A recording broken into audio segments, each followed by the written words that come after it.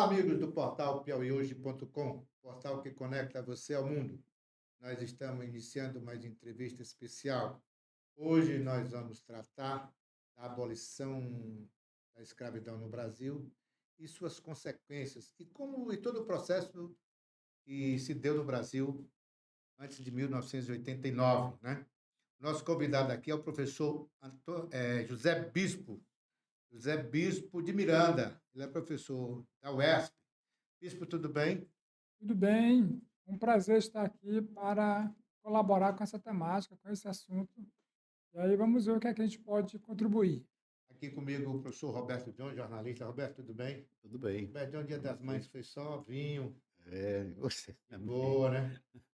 Roberto John ficou doidão. Fiquei nada, fiquei Né? só olhando vocês lá. Sim, Beto, Bom, vamos aqui você fez Ciências Sociais aqui na UFPI, mestrado e doutorado em São Paulo, e o pós-doutorado em Lisboa, né? E Lisboa entrou mais para antropologia, né? É isso? Isso, correto. Tanto no doutorado como no pós-doutoramento a gente fez na antropologia. É. eu queria que tu contasse, Bispo, um pouquinho da tua história, assim, como Bem rapidinho. pesquisador, professor e tal, até chegar a essa sua formação total. Bem, eu sou de Amarante, né, ali de uma comunidade chamada Saco da Cachoeira, Varedinha, ali próximo ali à comunidade Mimbó, né? A gente faz divisa, quase ali, a gente divide o Rio Canindé Hum, com É a bem própria como comunidade diz, é bem Mimbó. na curva. Exatamente, né? E de lá eu vim com 10 anos de idade. 10 anos de idade, entrei já na escola aqui em Teresina um pouco tardiamente, né? Mas a gente foi progredindo até chegar no colégio agrícola, eu fiz o uhum, colégio agrícola também, e chegamos na universidade com 21 anos, né? Nós chegamos no curso de Ciências Sociais em 1989, né? uhum. 89, 90, nós passamos no vestibular e fizemos o curso de Ciências Sociais, bacharel. Daí nós terminamos em 94, entrei logo, já tinha entrado na Polícia Civil, um concurso público Uhum. antes de terminar o curso, entrei na Polícia Civil, e fiquei, também fiz uma seleção para o Movimento de Educação de Base, que é uma entidade da Igreja Sim, Católica. sim. Trabalhei ali no prédio do João Nossa, Paulo Paulo VI, VI. né? Paulo VI.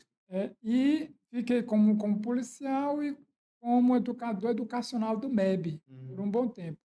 Dali, também passei no concurso da UESP em 94 também, né? Aí fiquei nessas três funções profissionais.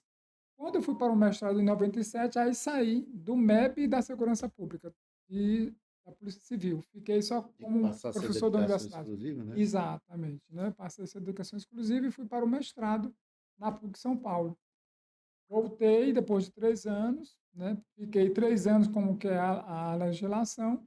Voltei para o doutorado também na PUC, onde fiz o doutorado discutindo a formação da Polícia Civil. Terminei o doutorado em 2005, né? E em 2018 voltei para o pós-doutoramento no Instituto Universitário de Lisboa, onde fiz também na área da antropologia, trabalhando a comparação entre os sistemas policiais do Brasil e de Portugal. Então, essa tem sido a minha formação e, recentemente, tenho atuado tanto na temática da segurança pública quanto das ações afirmativas, especialmente cotas Cotas no ensino raciais. superior. Isso, nós estamos falando amanhã, né? Uhum. Falando agora nesse momento de abolição da escravidão, né? Da escravatura, né? O Brasil acabou com a escravidão ou é só fachada isso?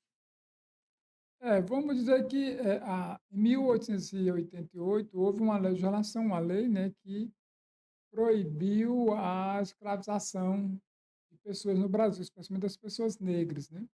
Mas nós vimos, somos testemunhas e nossos ancestrais também, que esse processo institucional ele não atenuou a situação de precariedade, miséria e sofrimento do povo negro no Brasil, né?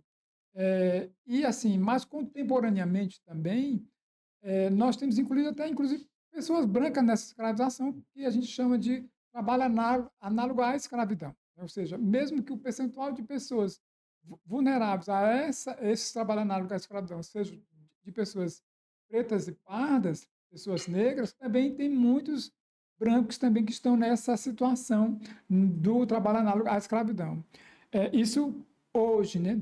Mas, assim, se a gente for fazer um feedback do nosso passado, né, a gente vai ver que quando houve a abolição da escravização em 1988, já havia também um projeto da nossa elite branca de excluir esse negro liberto do próprio processo produtivo, né, da própria mobilidade social, de reduzir, de mantê-lo preso, de reduzir a sua própria liberdade. Porque, como dizem os próprios liberais, só há liberdade quando há condições efetivas de liberdade, quando você tem bens econômicos, bens culturais, e isso lhe dá liberdade. Quando você não tem, você também está preso, você tem contrição, né, restrições de sua liberdade. Então, nós continuamos ainda nessa... Teve aquela história, não, os pretos agora, os negros estão libertados, não são mais escravos, mas não tinha o que fazer.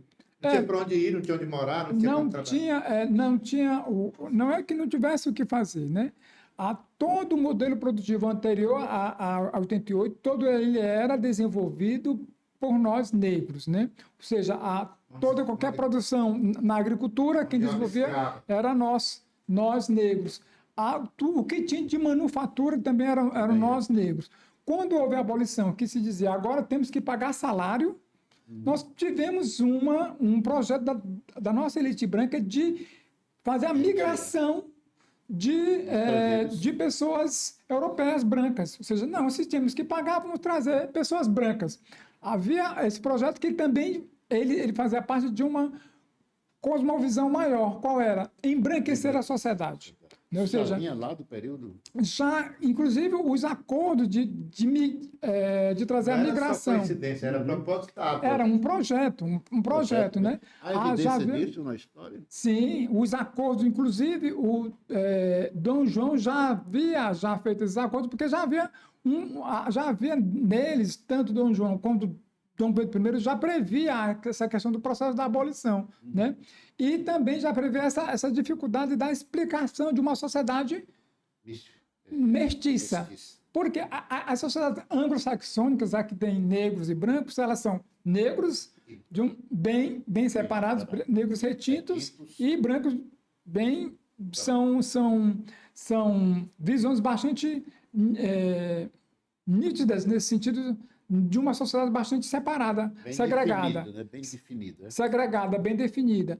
Assim eram os Estados Unidos, assim era a África do Sul. Então, dava para se explicar esses dois tipos de sociedade, né? Mas, numa sociedade onde a percepção viola muito mestiço, e isso já havia também pela grande miscigenação dentro do próprio processo de escravização, né? Havia muito estupro de indígenas, estupros de mulheres negras. Então, essa sociedade já vinha ficando parda dentro do próprio processo de escravização. Ela já estava ficando parda nesse processo. E quando se dá no início já do século XX, você vê os cientistas americanos, os cientistas franceses que vieram para explicar a sociedade, senão não dá para explicar uma sociedade onde você tira dessa visão normal de uma sociedade segregada negra e branca, né? Uma sociedade que agora é mestiça. A maioria é pardo. Como explicar isso, né? Então, você tem já uma política que vai embranquecendo. Você vai, então, tanto tem um trabalho do Van Matthews, quando a nossa elite decide dar uma identidade nacional, né, porque a nossa independência foi em 1823, aí precisava se construir uma identidade nacional, você precisa ter uma narrativa.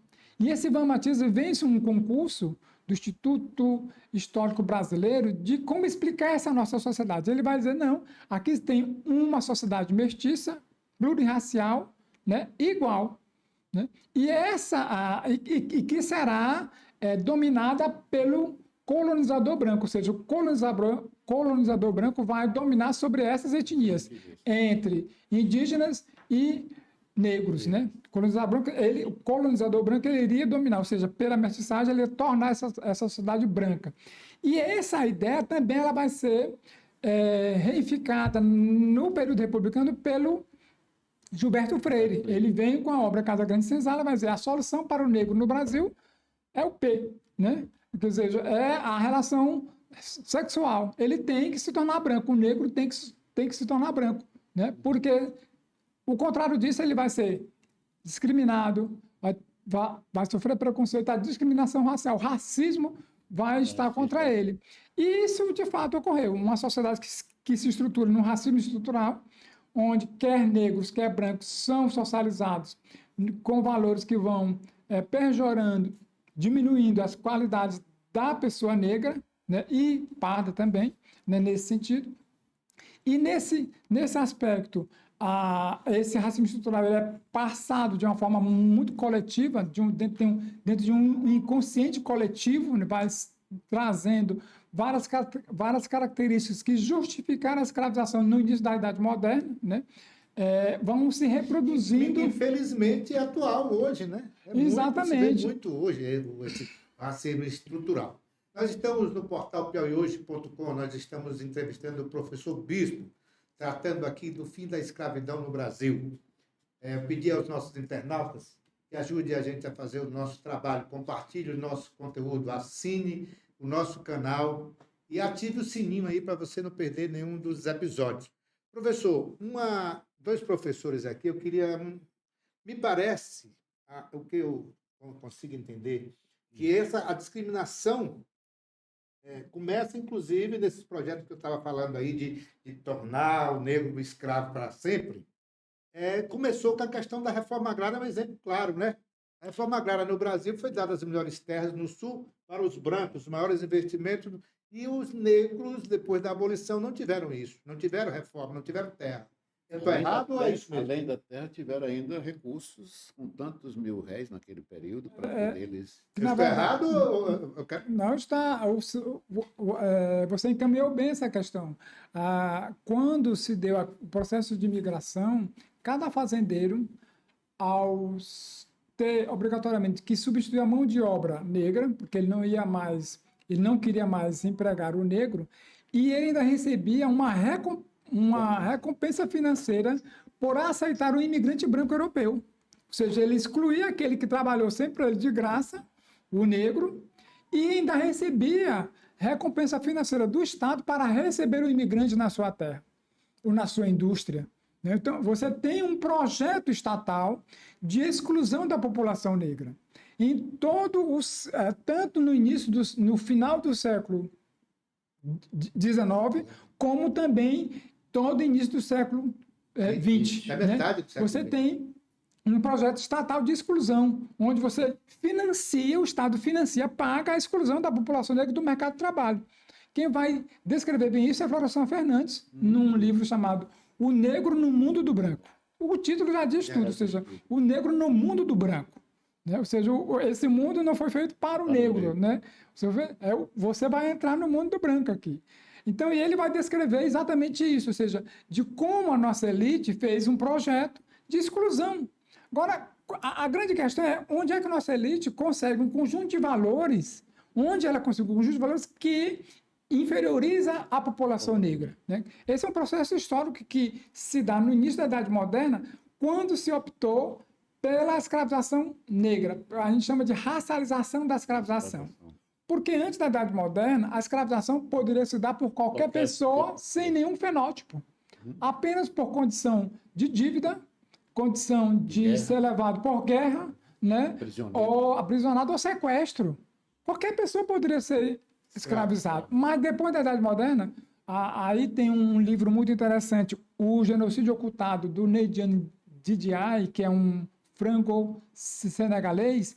Ele vai dizer, houve, em princípio, um acordo entre muçulmanos e católicos, porque havia sempre ali entre a África Mediterrânea e a Europa Mediterrânea, sempre conflitos entre muçulmanos e católicos. E sempre quando um vencia, levava parte escravizados.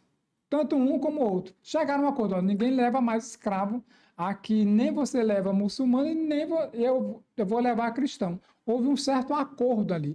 E esse acordo ficou ali delimitado no Mediterrâneo. A área subsaariana da África ficou descoberta. Então, quando você vai escolher agora, na Idade Moderna, alguém para escravizar, quem eles vão encontrar? A região subsaariana, né? Essa região mais retinta de Pega África, né? Angola, pega É, Zaire. ali toda aquela questão do Sudão Congo. hoje, Sudão do Norte, Sudão do Sul, aquela África Central, Senegal, toda a parte subsaariana desce ali abaixo, do mais Congo também, né? parte sul, né? Toda ela está eleita de forma para ser escravizada, né? E aí, o que é que ocorre nesse sentido? Você tem toda uma migração, um tráfico negreiro para trazer esses escravizados, né, forçados para o Brasil. E isso se dá, evidentemente, dentro dessa lógica de que se criou um conjunto de representações, porque não basta apenas escolher um povo, você tem que criar um conjunto de representações que legitime uma ideologia, você tem que construir uma ideologia que legitime essa escravização. Então, você vai criar algumas das representações que esse povo era pervertido, que esse povo não tinha religião, né? Que esse povo não tem organização social, né? E que esse povo ele é inferior intelectualmente, né? Então, todo um conjunto de representações que vai Criado e justificar. para legitimar a escravização. E essas representações, elas vão também resultar no outro, de que como é que esse negro vai se livrar dessas representações negativas? Pelo trabalho escravo. A igreja legitimou essa ideia de que o trabalho escravizado seria a redenção do negro. Aí justifica. Seria a redenção do Diga uma negro. coisa, Né? há uma história de que os países colonizadores e também que escravizaram têm diferenciação do grau de, vamos dizer, de maus tratos, de forma entre franceses, os portugueses, espanhóis. Uns maltratavam mais que os outros. Tem uma diferenciação ou é tudo igual ou tem uns que eram mais perversos? Olha, veja só, eu vou trazer essa reflexão para uma reflexão muito nossa aqui. Quando encontraram a carta de Esperança Garcia, aqui, que foi o antropólogo baiano, Luiz Motti, ele mesmo também abriu uma discussão de que a escravização no sertão era mais amena do que a escravização no litoral. Abriram essa discussão. Por quê? Porque como é que pode uma escrava saber ler e escrever? Então, a escravização aqui no sertão era mais amena, mais leve. Aí, outros vão dizer, não existe escravização amena. Toda escravização é escravização. Você é propriedade. Você não tem direito à sua própria vida na escravização. A sua vida está na mão do seu senhor. Ele pode lhe matar, chicotear. Então, não há escravização amena, uma mais, outra menos. Você é escravizado. Né? Então, são imperdoáveis. exatamente. Ou seja, não há sentido na escravização. Então, esse mesmo pensamento também leva para as outras nações, né, que também escravizaram. Evidentemente que, por exemplo, há um país que insistia em ser colonizador por natureza, Portugal. Ele tem na sua própria Constituição de 1935 que ele era o Estado civilizatório do mundo, civilizatório das nações africanas. Até os anos 60 brigava para não perder suas colônias, né? Muitos dos amigos portugueses que vieram nesse período para o Brasil vieram fugindo porque eles estavam perdendo muitos homens nas colônias africanas para manter a colonização. Eles estavam reduzindo a idade de inscrição no exército. E muitos dos pais enviaram seus filhos para o Brasil para fugir dessa inscrição do exército. Né? Então, você vê que alguns países insistiam, se davam que ele era o grande civilizador da humanidade. E isso também fazia parte do projeto colonialista sobre os países africanos, né? De que eles tinham os valores universais, né? Os melhores valores, a religião, a educação, né? E queriam impor... também, e queriam impor isso aos outros, inclusive também às nações africanas, asiáticas, né? E também da América. Isso tudo também está imbuído na questão da representação do corpo negro, né? Ou seja, também há muita representação sobre o corpo negro que levava à inferiorização e um conjunto de representações que levou à ideia da escravização também. E essas representações vigoram até hoje, né? Vigoram até hoje. Qual hoje. é a situação hoje no Brasil, por exemplo? Hoje, no Brasil, nós temos um contexto que tem essa herança desse período da escravização. Quando a gente vai discutir a questão da escravização e a questão das condições sociais no Brasil, nós até discutimos com amigos de sindicato, de formação mais marxista, classista, eles vão dizer, não, mas essa é uma situação de classe social. E a gente diz, não, porque o ponto de partida na nossa sociedade, para a sociedade republicana, ou dita classicamente capitalista, ela se deu de forma desigual. O ponto de partida. O que é o ponto de partida? Que quando todos nós fomos para a sociedade republicana ou a sociedade capitalista, nós tivemos uma população negra que vinha da escravização, trabalhamos quase 400 anos sem receber salário, não tínhamos acúmulo de patrimônio, de riqueza, nada. E ainda mais, tínhamos um projeto do Estado que excluía a população negra do mercado de trabalho, e no lugar dela vinham os imigrantes brancos, e de outro lado tínhamos uma população branca que acumulou riqueza nesses 400 anos através do trabalho escravizado.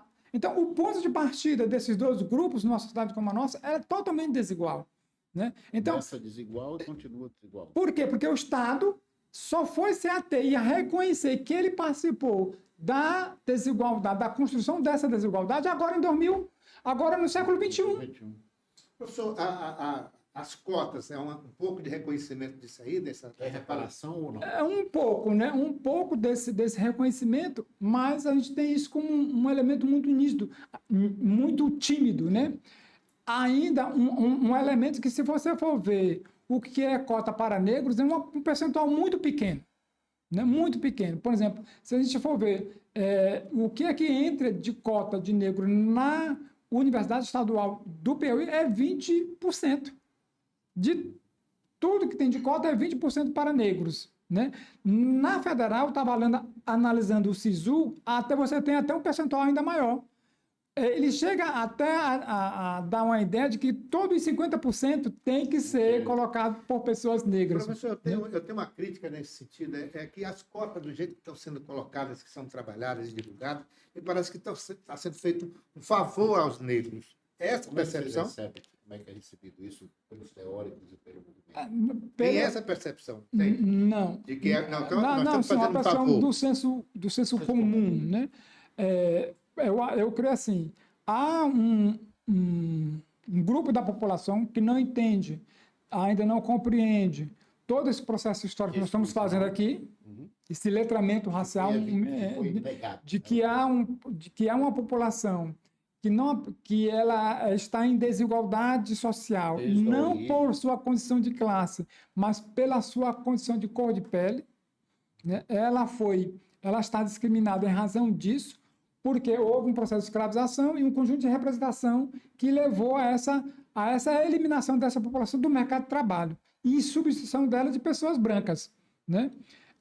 As pessoas não compreendem isso. E quando o Estado reconhece que ele tomou parte disso, com políticas públicas estatais, né, ele então vai dizer, não, como é que eu posso recompor isso? Né? Como é que eu posso recompor? E essa recomposição não é um favor, né? São direitos que essas pessoas já deviam ter tido bem antes. Os seus ancestrais já deviam ter tido isso bem mas antes. tem gente que diz, não, é um favor, é como se fosse um favor. É um reparo histórico. E que não consegue reparar, que na verdade essa é uma desigualdade que você não consegue reparar. Porque quando você vai ler, quando você vai ver os percentuais de vagas no concurso público, nós temos na legislação federal, agora que subiu para 30%, mas até o ano passado, até agora, recentemente, já era 20%. Na legislação estadual, nós temos a Lei 7.626, que é 25%. Na federal, agora subiu para 30%. O Senado aprovou agora. E mesmo assim você tem, ou seja, é pequeno, porque quando o candidato na prática, quando o candidato vai escolher a sua vaga, ele vai dizer onde eu tenho mais possibilidade de passar. Numa vaga que tem só 30% ou numa vaga que tem 70%. Muitos das pessoas negras, elas optam para ir para a ampla do que para 30%, porque vai ser mais concorrido, né? Uma coisa que começou com a violência, né? Desde quando foram apresados no navio negreiro, chega aqui, tal, continua o processo de violência, veio a chamada libertação. Como é que está hoje isso, a questão da violência? Ela é latente, ela é visível, ela é real, ela continua no mesmo com relação à população negra? Sobre isso, nós tendo tido um debate com o governo do Estado e nós conseguimos incluir no curso de formação de soldado uma disciplina sobre racismo. Agora, nesse curso que está ocorrendo agora, para mais 600 policiais que estão sendo formados no Cefap, a gente conseguiu incluir uma disciplina de 20 horas de racismo. Então, todos os pelotões têm a disciplina. E nessa discussão a gente vê um pouco do impacto que é essa discussão, que é um letramento racial, e a gente coloca os dados da violência, da abordagem policial, dessa filtragem, que a gente chama de filtragem policial, né? Na abordagem para a população negra, né? Historicamente, nós temos tido uma violência muito maior com a população negra, né? Evidentemente. Não é porque ela esteja na periferia. A gente diz, olha, a violência que a polícia tem com a população negra não é porque ela está na periferia. Em qualquer lugar. Não é porque ela veste um determinado tipo de roupa, né? Que lá existe. A gente tentou desconstruir um tipo de abordagem assim. Quem anda na periferia, calção tectel, não sei o quê, aí eles colocam uns estereótipos. A gente também discutiu essa categoria no curso. Estereótipos e estigmas, né? Que a gente coloca. E eles agem muito por isso. Então, isso aumenta, você conduz a mente do policial, né? A uma predisposição de se olhar para um grupo só. Não é que existe uma lei institucional. A polícia não tem uma lei que diga aborde o negro, né? Então, mas você...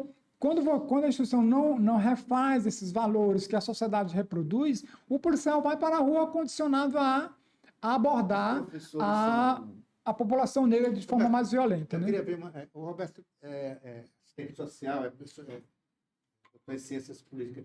Na questão da assistência social, as políticas públicas, hoje, comparadas às antigas, hoje elas tem espaço para rever esses reparos? De universalização, que se imagina assim, conceitualmente, universalização você coloca todos, né?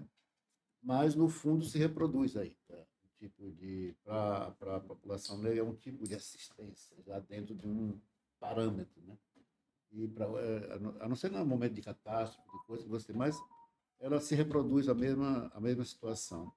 Acho que essa questão do racismo estrutural, ela se repercute em todas as disciplinas, esferas de poder, de afirmação das pessoas, da cidadania. Nós temos discutido muito essa questão das políticas públicas, porque, como o professor disse, ela tem duas características, as políticas universais e as políticas focalizadas. Nós temos discutido muito que a assistência social ela não trabalha ainda, né? Hoje nós temos tido muita formação específica para atender essas populações que eles chamam de GPTE, grupos tradicionais específicos. Sim. E a população negra está dentro lá não tem na lista, mas a população negra tem que estar dentro dessa lista. Por quê? Porque quando você faz uma política universal, sem um atendimento preferencial, um atendimento de olhar, você está dizendo que todos têm a mesma condição de desigualdade. Né? Por exemplo, eu vou falar de pobre da mesma forma como se não tivesse um pobre mais pobre do que outro. E existe. Né? Além da questão histórica e estrutural. Exatamente pela questão estrutural do racismo. Ou seja, se você tem um branco pobre e um negro pobre, aquele que tem mais possibilidade de mobilidade social é o branco, numa sociedade como a nossa. Então, você tem que focar uma política mais naquela população negra, nesse sentido. Então, essa política focalizada que a gente tem se desenvolvido nos governos de esquerda uma política que foque numa população para que ela possa ascender, ter mobilidade, porque ela tem mais dificuldade. Não é até pela sua exclusão educacional, isso, consequentemente, vai levar a uma dificuldade na questão do trabalho e da renda, né? Então, você precisa de uma política focalizada nessa população para que ela tenha certa mobilidade educacional, de trabalho e de renda, né? E, nesse sentido, você quebra um pouco a questão de alguma política universalista. Por isso né? as cotas. Né? Por isso também das cotas. Ela deixa de...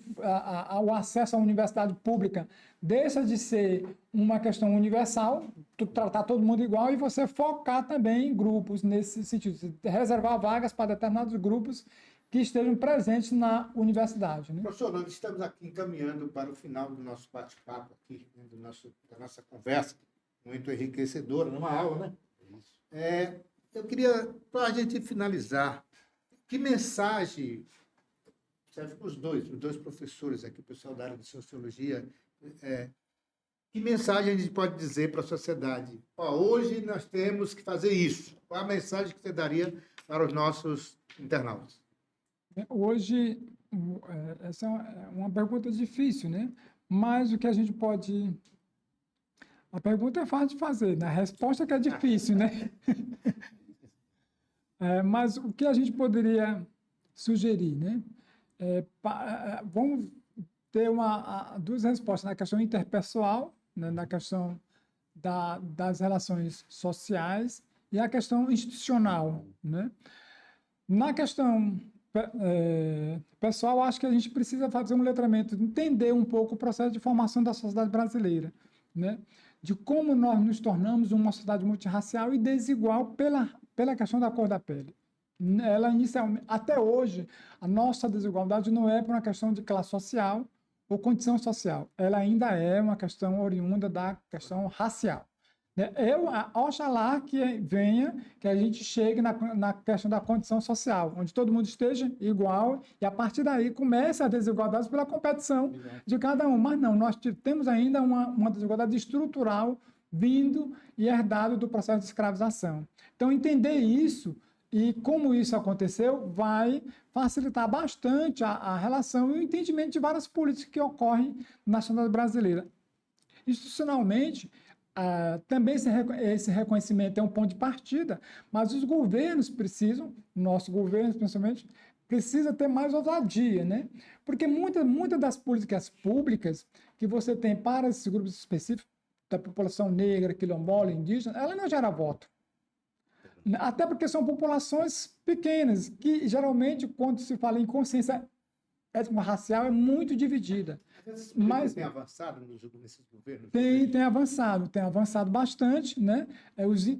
Tem tido impacto, especialmente nas comunidades tradicionais no estado do Piauí. A gente precisa avançar na população negra urbana, né? Que é uma população muito dispersa, inclusive na sua consciência étnico-racial, na sua consciência racial também é muito segregada e dispersa, mas é uma população muito excluída, a população negra urbana, né? Toda a periferia é feita de negros, né? E negras. A gente não tem ainda um tato de como fazer uma política específica para essa população. É mais fácil fazer para as populações tradicionais, quilombola, indígena, cigano, específico, o grupo que estão ali, que você pode fazer rapidamente, mas para as populações onde nós somos maioria, nós somos o quê? 56% da população, né? Por exemplo, nós estávamos discutindo com o secretário de Segurança, Chico Lucas, e ele tem atendido bastante bem as nossas demandas. A gente estava falando sobre um protocolo de abordagem para a população negra. Ele disse, rapaz, essa é uma questão complicada, você está me trazendo. Disse, né, nós queremos discutir o difícil, não o fácil, né? Nesse sentido, ele disse, porque já tem um protocolo para gênero, LGBT, né? E a população negra é a que mais sofre. Quando você vai para o número de homicídios, a população negra está lá 70%, 80% dos que morrem, tanto nos homicídios comuns entre faccionados ou não, como também no enfrentamento com a polícia. Mesmo entre a polícia, os policiais que mais morrem são os negros também. Então, como é que a gente não vai ter uma atenção, uma política específica para essa população? Né?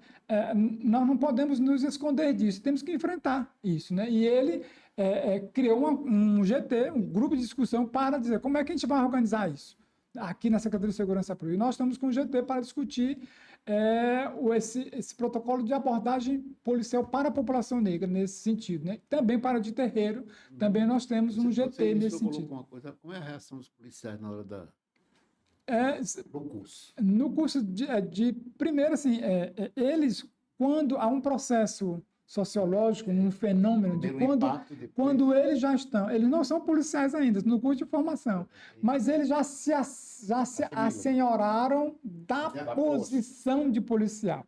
E eles tendem a resistir. Claro, não todos, mas uma boa parte. Tendem a resistir de que a polícia é violenta em razão da cor da pele. Né? Eles não estão.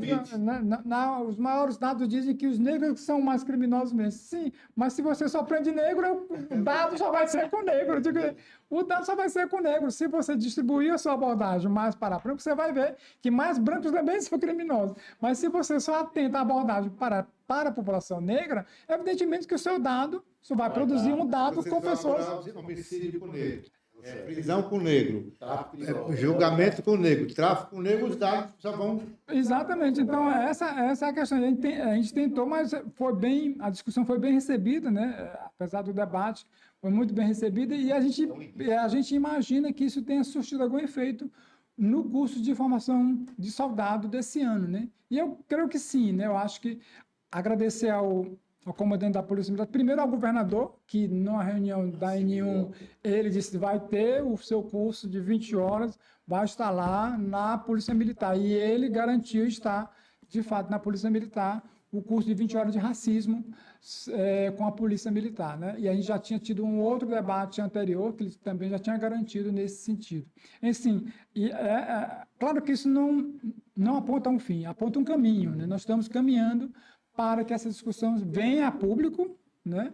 E essa discussão, só vindo essa discussão a público, é que a gente começa a ter projetos e saídas e caminhos para essa grande questão. Né? Nós vamos torcer que um dia se viva na sociedade que não tenha escravizados, que não se tenha discriminação, que não se tenha racismo. Agradecer ao professor Bispo pela sua aula aqui, professor. Muito obrigado. O Piauí hoje está à disposição para essas discussões. Professor Roberto John, jornalista, meu amigo, obrigado também pela participação. E amanhã voltaremos no mesmo horário. Grande abraço.